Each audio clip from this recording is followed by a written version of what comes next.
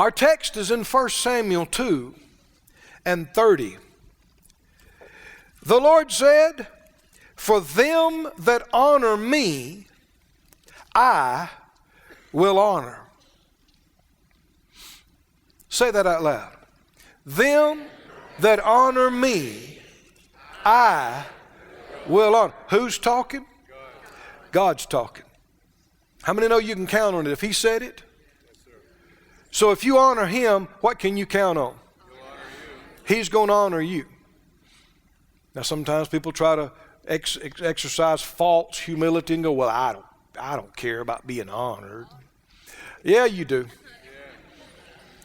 You don't want to seek after the honor and glory that comes from men. But you do want the honor of God. Oh, you do. And the honor, God honoring you, well, let me just back up and say this. The fact that you came in here today and you're alive and you're in this generation and in this time and have revelation to know that there is a God and to be born again, God has honored you. Yes. Thank you, Lord. You understand that? There are millions on this planet, blind and lost. God has honored you by enlightening your eyes and revealing truth to you, drawing you to Himself. He's also honored you in many other ways. He's blessed you, right? You got a place to stay. You got clothes to wear. You got food to eat. You've had a lot of success in many different areas. Good family, good friends. All of these things are God honoring you. Now, one of the greatest honors is Him honoring us with His presence. And God is everywhere. His Spirit is everywhere, but not manifested the same everywhere. There are some places in this planet, you get off the plane there, and it feels like God's not there. People talk about God forsaken places. Well, no, He didn't forsake them. They forsook Him. And He's there, just not in manifestation. But there's other places, by the time you walk on the grounds, you can sense His presence. Right? There's some houses that's cold, and you can walk in the door, and you can tell people have been screaming and fighting and cussing in there. You can feel it. Hard words have been said in there. Mean things have been done in there. It's so sad that people are so mean to the people that they're supposed to care about the most, that care about them the most. Some of the most cruel, hardest things are done to family. Somebody say, "Not us." Not us. I don't care if you did something last week. Today's a new day. Yes. Say, "Not us." Not us. We walk in love. We walk in love. We control our feelings. We control our feelings. We control our temper. We control our We control our words. We control our words. I'm a Christian. I'm a Christian. Hallelujah. That's one like the Christ. But there are other homes you can go in. I know one time Phyllis brought one of the young ladies that was working for her at the office back when she was working in doctor's offices. And this young woman wasn't living a good life and had been just all kind of stuff she had gone through. How many understand the way of the sinner is hard? And she hadn't been able to sleep for days. I forget what all it was. And Phyllis decided she just needed to bring her home with her that day. She was in such a terrible shape. And so she did. And I came in from where I was teaching and doing things, and I saw, man, she was just, her eyes were bloodshot. How many know just not being able to sleep for several days, that alone would mess you up? And I don't know how long she had been with no sleep. And so I told her, just lay down on the sofa there in the living room. Just lay across there and close your eyes. And I went and sat down at the piano and just worship God for an hour. And then I told Phyllis, I said, take her in there in that bedroom where I pray and wait on the Lord. They put her on that bed. We didn't hear a peep out of her until 2 o'clock, 2 days. She didn't come out of there. And when she came out, she looked like a different woman. Why? There's peace in our house. The presence of the Lord was in there. Well, how many understand the Lord honored us?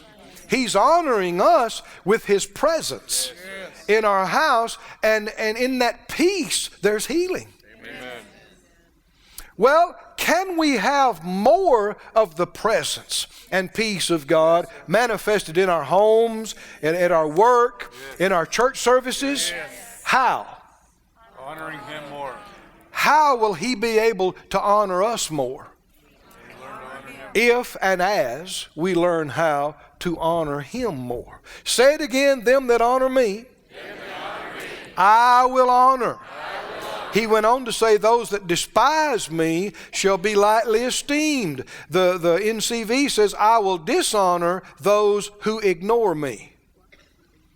The Basic English Bible said, those who have no respect for me will be of small value in my eyes.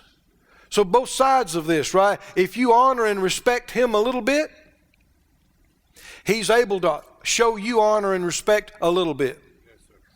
If you disrespect Him and don't honor Him, then He doesn't treat you as honorable. Am I reading Scripture or not? Those who have no respect for me will be of small value in my eyes, the Basic English says. So ever how you treat Him gives Him a right to treat you that way. How many understand God is perfectly just, perfectly fair in everything He does? Would it be right for God to gloriously honor a man that despises Him? No. Wouldn't be right. Now, go with me, if you would, to John 8. We began talking last week about how, well actually before that, but we continued talking about it last week, how to show honor.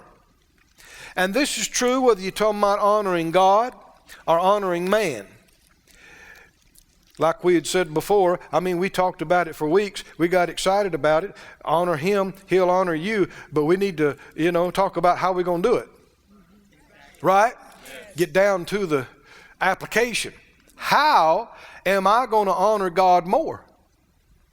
Well, we said there are 4 things that I have seen and understood that are practical areas of application. How you see Him, how you hear Him, how you speak of Him, and how you treat Him.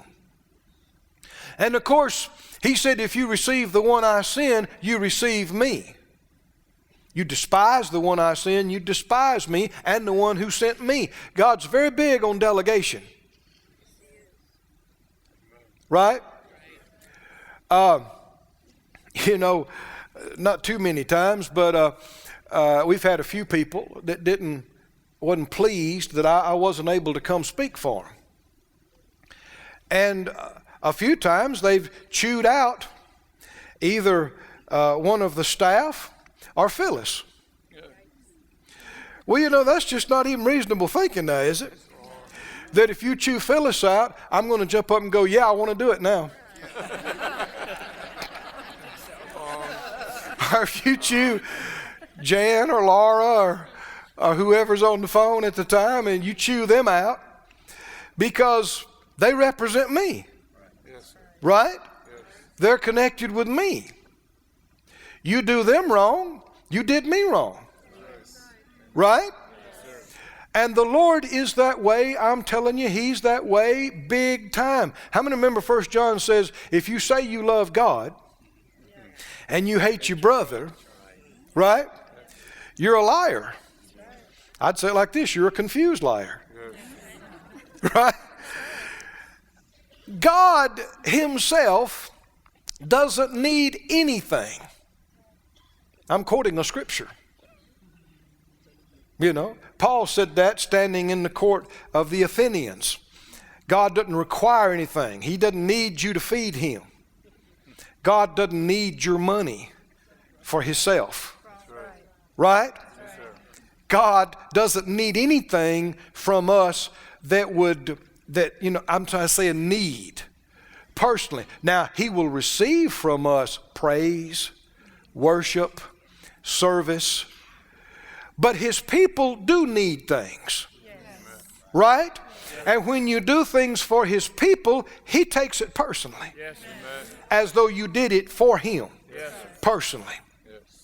God doesn't need money. He doesn't need clothes. He doesn't need food, place to stay. But his people do. And so ever how we treat each other and treat those he sends and honor them is how we honor him.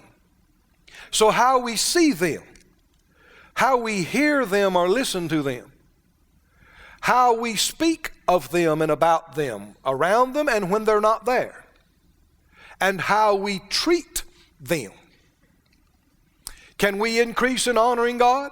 Can we increase in honoring each other and honoring those he sends? It'll be in making efforts in these areas. John 8, did you find it?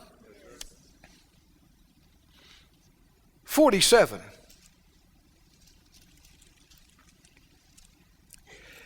He says, he that is of God hears God's words. Would that honor God? Yes. You therefore hear them not, because you are not of God.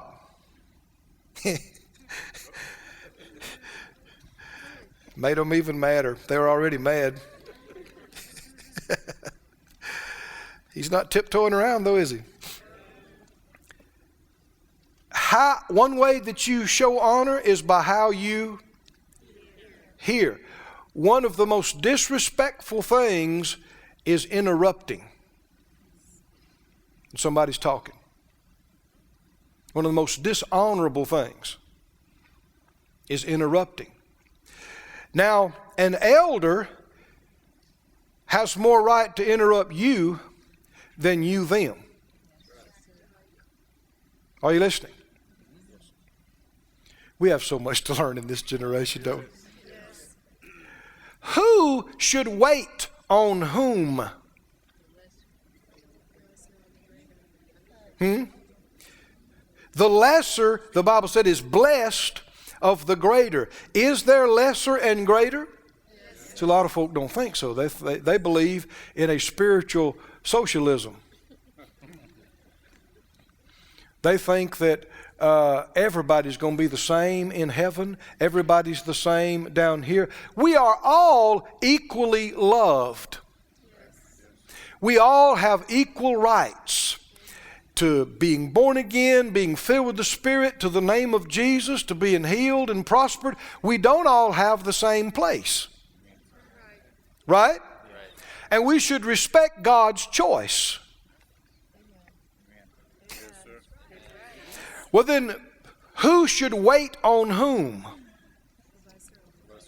Let me make this easier for you. Should we wait on God or should he wait on us? Tell me which is more appropriate. In the kingdom of God, should the head of the church, Jesus, wait on his bride? No, sir. Or should the bride wait on him? Bride wait on him. Husbands and wives, which are a type of the Lord and the church, who should wait on whom? What's more appropriate? Which is about as popular as tax day. Politically incorrect. Back up though now. Is husband and wife a type of Christ and the church? Yes, right? Yes. Who should wait on whom? What's more appropriate? See, when you make somebody wait on you, now sometimes things come up that's beyond your control, and but that doesn't happen every day or even every week. Are you listening now? But other than that, you make somebody wait on you for no good reason. What you're saying is, my time is more important than your time. And basically you're saying, I'm more important. And what I'm doing is more important than you. Well, we're having fun now. The same thing is true. Well, let's continue with this though. Who should wait on whom? What's more appropriate? Your employer. Is it more appropriate for them to wait on you or for you to wait on them? It's more appropriate. I mean, if they say, meet me at so-and-so, and they're 30 minutes late coming in, well, you're working for them. They're paying for your time anyway. Right? You should have nothing to say about it. But by the same token, if they have to wait on you, that's a different deal. Because they have a different place in that setting than you. Can you see this, friends? Yes, sir. Well, the same thing is true in talking.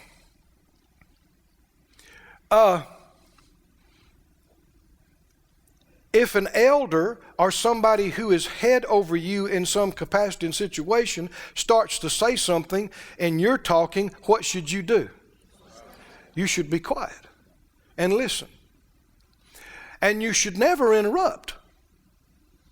Never interrupt an elder.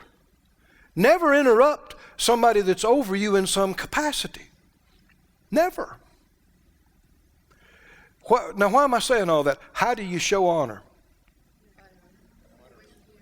So there's been a few times when people, sometimes they did it out of ignorance, but the Holy Ghost was speaking through somebody, and somebody in the congregation jumped up and interrupted them. Supposedly maybe with a tongue or interpretation or prophecy. Well, now if God is speaking through both of them at the same time, since that was happening at the church at Corinth. People were talking in tongues all at once and interpreting all at once and prophesying all at once, and it was confusion. And he told them God's not in confusion. God's not in all of that. Somebody's missing it somewhere. And he gave them instruction. He said, let them speak one at a time and let one interpret.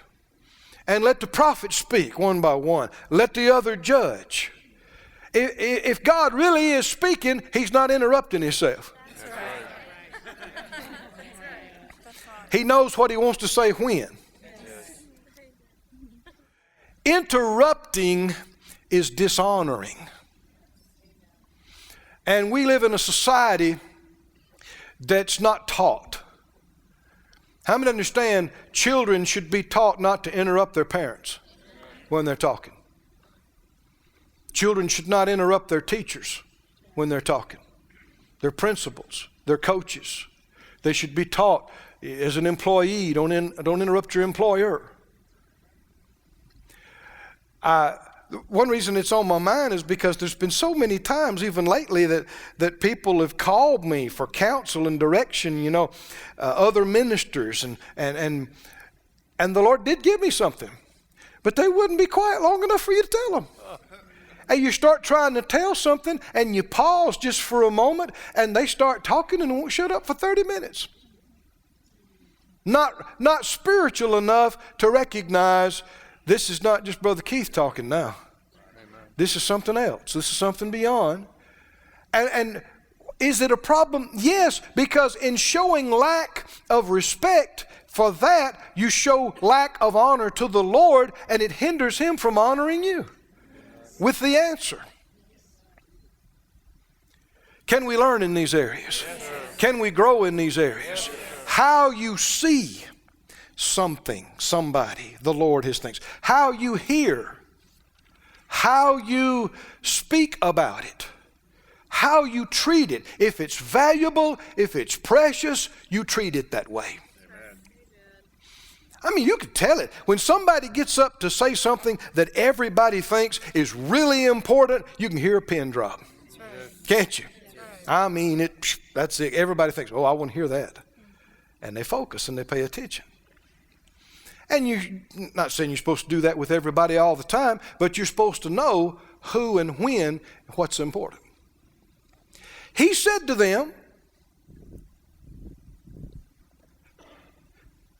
John 8:47, he that's of God hears God's words. You don't hear them because you're not of God. Verse 49, Jesus said, I have not a devil, but I honor my Father, and you do dishonor me. I seek not my own glory. There is one that seeks and judges. And that's the kind of people you should listen to and should respect, is people that are not seeking their own glory. Right? That tells you the kind of people that are of God. He said in the 7th chapter of this book, he that speaks of himself seeks his own glory.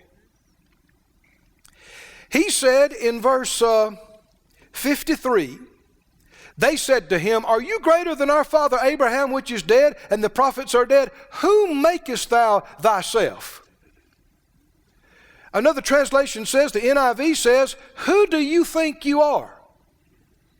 We've talked about this before, but we need to continue looking at it. What did they say to Jesus? Who do you think you are? And what did he say in response? The next verse. Verse 54. Jesus said, if I honor myself, my honor is nothing. It's my Father that honors me, of whom you say that he is your God. Why did he talk about honor when they said, who do you think you are? Because what are they doing? How are they seeing him? How are they hearing him? He just got through saying, you won't hear this. Now, it's not that they couldn't hear it with their eardrums. It was bouncing off their eardrums, but they weren't valuing what they were hearing. And they weren't receiving it. Oh, can you see this through this passage? What we've been talking. He said, you're not listening to me. You won't hear it. And then they says, you got a devil. Now they're talking to Jesus. They said, you got a devil.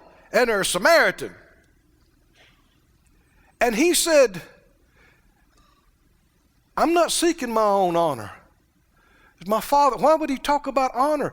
In response to that, because they have grossly dishonored him.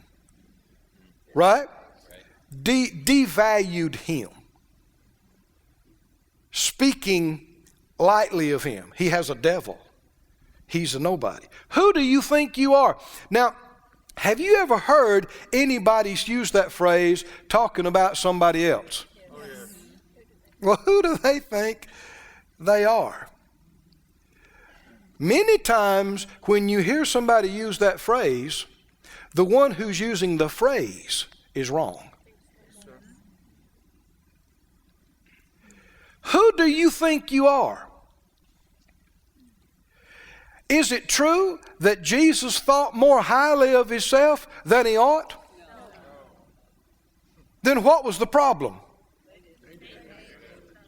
What was the problem? That Jesus thought too highly of himself? What was the problem? They didn't think highly enough of him. See, we live in a society where so much is base. I think it's one reason why it's so easy for a lot of people to believe in evolution. So you don't believe in evolution? No, I believe in devolution. That man, not that man has evolved to his current state, man has devolved, fallen, degenerated. Man was created in the image and likeness of God. Adam and Eve weren't created and looked at each other and went, ugh. Ugh, ugh. They were created brilliant, amazing, beautiful, God-like creatures. They could commune with God on his level. How many understand God did not come down in the cool of the day and walk with hunched over ape-like creatures and go, ugh, ugh, ugh, ugh. Why would God do that? No.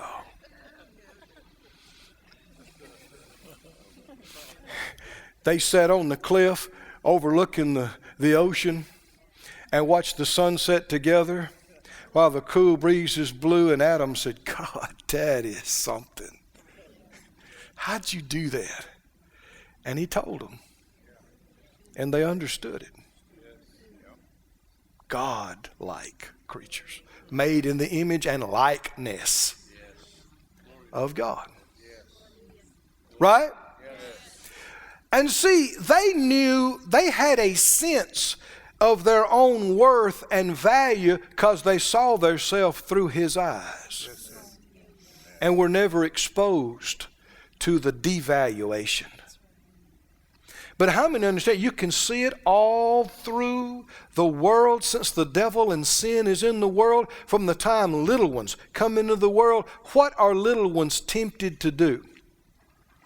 When they start going to preschool, they start going to kindergarten, start going to elementary school and playtime and recess time, what are they tempted to do? Call each other names.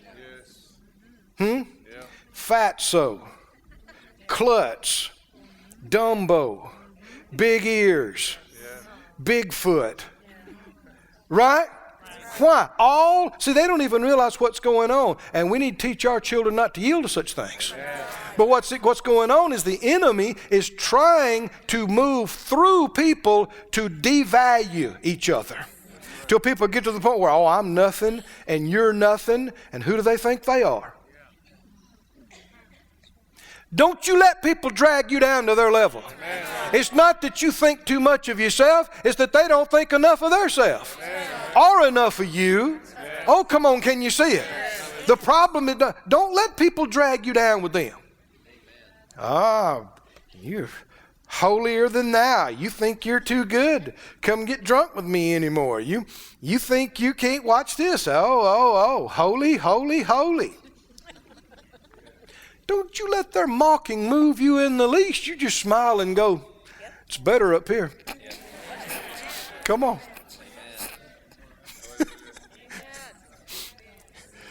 You think you're something. You're supposed to think you're something.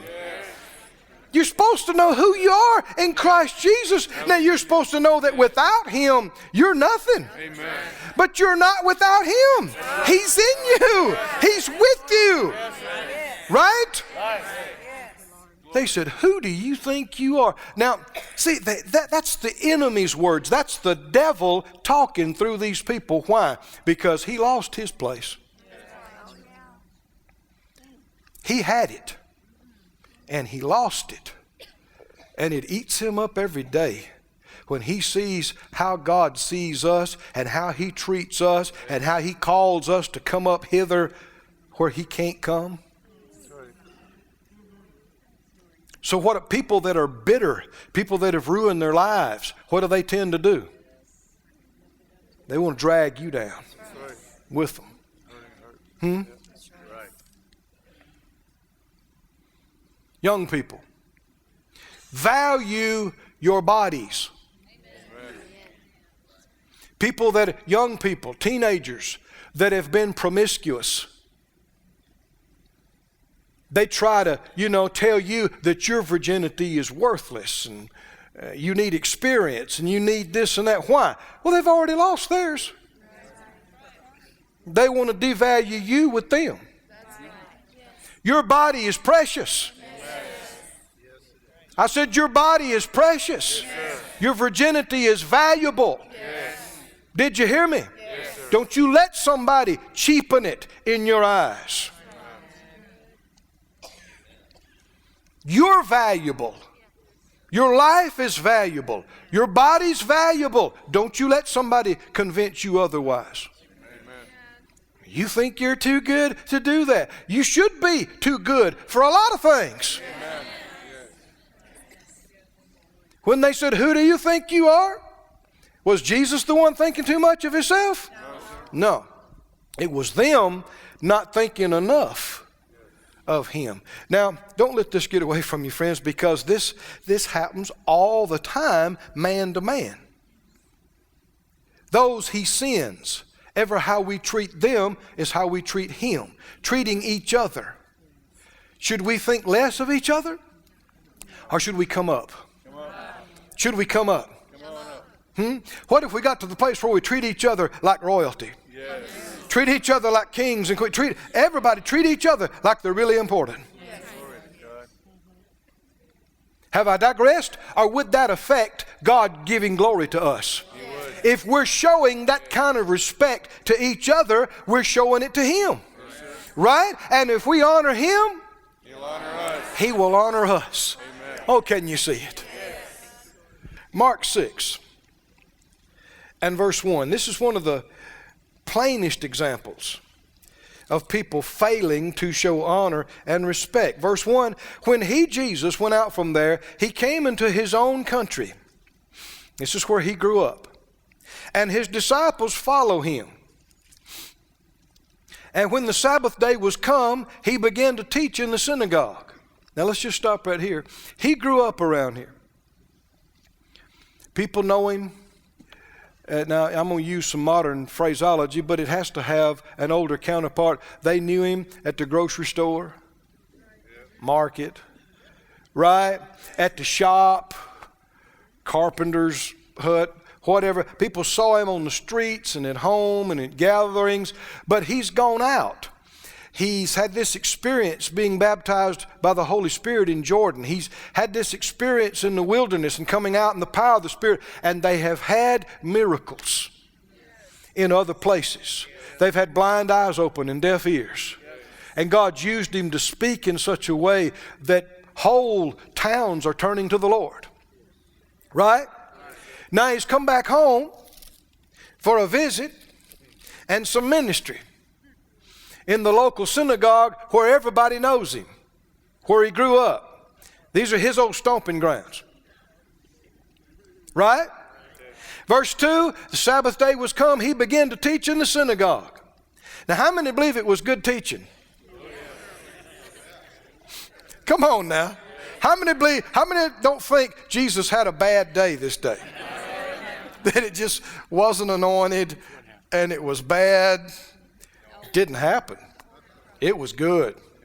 Wasn't it? Yes. But the people there didn't respond like it was good. Did they? What'd they say? They said, from whence has this man these things? And what wisdom is this which is given to him?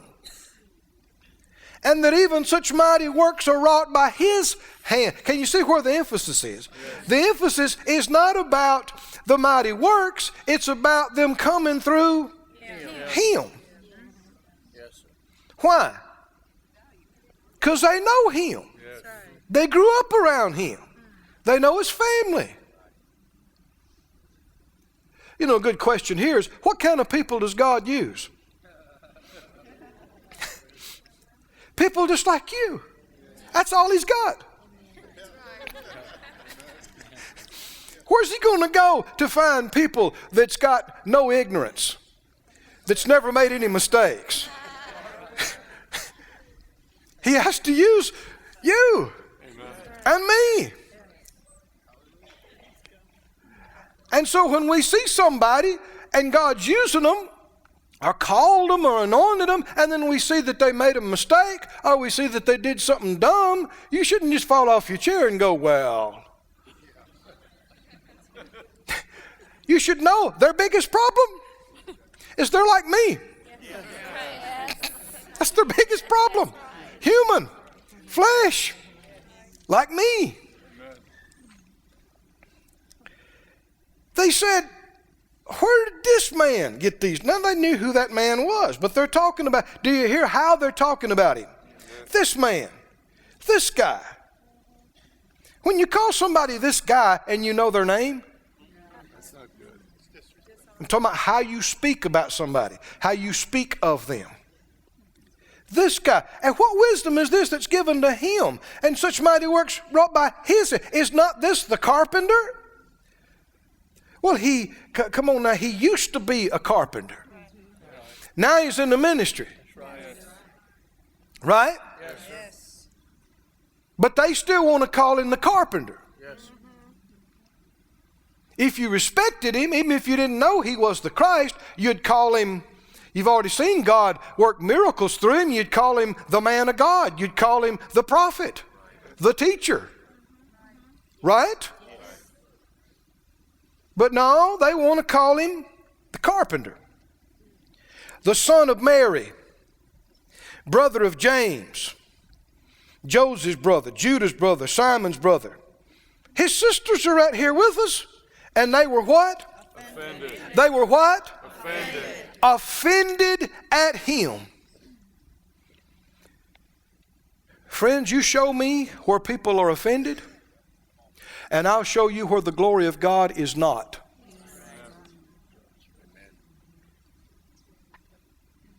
You know the rest of this story, don't you? Well, let's keep reading. Verse 4, Jesus said, a prophet is not what? Not what? Without honor, but where?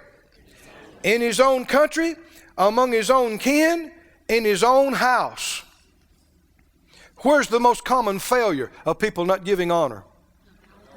And they're all with people they know. But Jesus said to him, a prophet's not without honor, except in these places. Verse 5, and he could there do no mighty work, save he laid his hands on a few sick folk and healed them. Couldn't. Was he able to honor them with the presence? Was God able to honor them with the anointing that opened blind eyes and deaf ears and caused the lame to... Was God able to honor them with a move of God in their little town like had happened in other towns? No. Why? Why? They would not honor him. They would not respect him. And some folk could have went away and said, well, see, it's not always the will of God for these kind of things to happen. It certainly was the will of God. It's just that they didn't show enough honor for him to honor them. Notice the term, though, said they were what at him? They were offended. Let me give you the definition of offended again. To be offended, this Greek word here means to cause to feel displeasure, to be indignant, to be angry. Were they upset with him? Yes. They were angry with him? Yes. Why? Why? Here's the other main definition of this word. To cause a person to distrust or desert one that ought to trust and obey. To stop believing in. It's translated sometimes fall away. One of the best definitions of this word, offend, is to stop believing in. Stop believing in, not believe in. Lord, help me with this. Well, let me read the translation to you on this. They said, the New Living, he's just a carpenter. Just. Son of Mary and brother of James, Joseph, Judas, Simon. They were deeply offended and refused to believe in him. See, offended includes the idea of refusing to believe in or deciding not to believe in any longer. And there's no reason for it. How many understand Jesus did not think more highly of himself than he ought? He wasn't there trying to get glory to himself. Was he? No, sir. He was not. He was honest. He was real. He was righteous. Yes. He was pure. God had anointed him, yes. had sent him, yes. had put those words in his mouth. Yes, but most of the people in the building that day did not believe it, did not like it, did not receive it, and it prevented God from honoring them. How many know God wanted to do the same thing there he had done in all those other towns and places? He does not change. Amen. Right? Amen. What was the plan of God there that day? Oh, people come to God, people get healed, people get delivered, demoniacs get delivered, blind people see, deaf people, like everywhere else. And it didn't happen. It didn't happen. Now some people want to be adamant and go, I just believe if it's the will of God, it's going to happen. Well, you're wrong. If God was going to force his will on anybody about anything, he'd do it with the new birth. Yes. Right? Yes. If he was going to do it about anything, because that's the most important, that's eternity. Yes. He would force people, because it is his, it's not his will that any should perish. He would make people get saved. He doesn't. And he won't. And if he won't do that, then he certainly won't force people in other things. No. There are all kind of things not happening. Miracles not happening. Moves of God not manifested, which is all the way of saying God not honoring people and honoring their services and their churches and their families. Why? They're not honoring Him. Not honoring Him. But said out loud, we're learning how. We're growing. We're changing. How will we honor Him more? Help me out now. By the way we see, look at, value Him and His people and His things and His Word. By the way we listen to. Right? We know how to be quiet. We know how to focus. We know how to pay attention. There's a time to talk and there's a time not to. Yes, sir. Right? Amen. By how we treat and deal with. Sometimes people think we're just trying to show off. You know, oh, they're trying to spend money on this and spend money on that and make this flashy and make that flashy. Ain't got nothing to do with showing off. It's got to do with we think this is important. Yes. Right? Yes. While other people think, oh, that's good enough for the church house. We think the best should be in the church house. Yes. Right? Yes. If we have to slack on something, it'll be at our house. Yes. Not at the church house. Yes. Right? Ain't got anything to do with showing off. It's a matter of us saying God's things are more important than anything. And when it's time for His things, everything else is put on the back shelf. Amen. Right? When it's time for His things to be done, no expense spared. Amen. Right? The best we can believe for. The best we know how to do. Is that honoring God? Yes. It is. We've done a little bit of it and He's honored us. Yes. Hasn't He? With good places and plenty of money and outreaches. How many think we can honor Him more? Yes. Stand up on your feet.